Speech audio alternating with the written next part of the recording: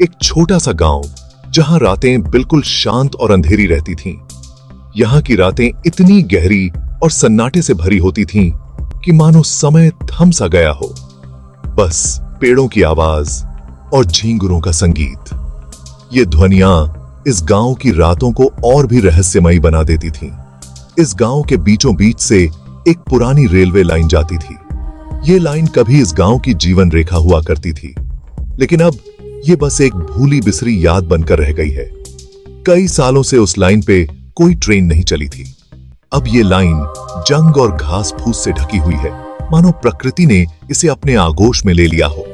सारी पटरी जंग लग के खराब हो गई थी और लकड़ियां सड़ गई थीं।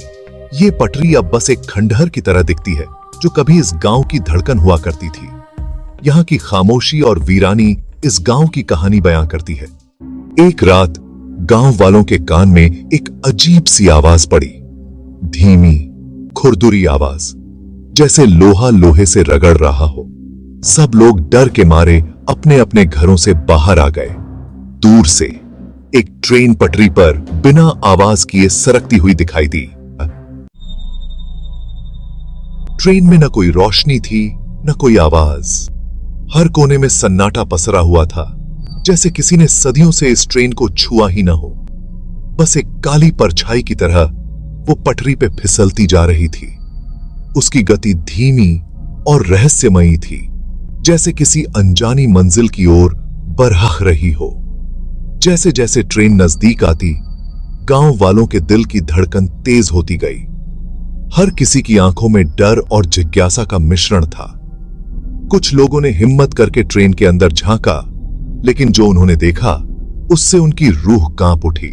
तो देखा, अंदर सिर्फ अंधेरा ही अंधेरा है। ऐसा लगा जैसे अंधेरे ने सब कुछ निगल लिया हो।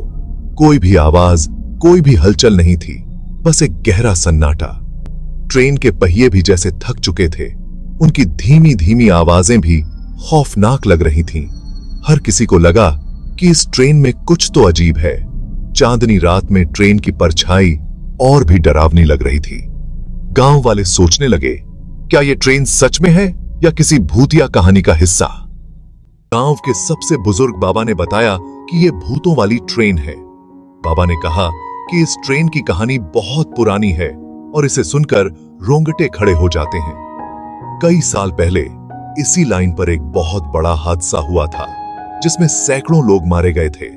उस हादसे की वजह से पूरा गांव शोक में डूब गया था।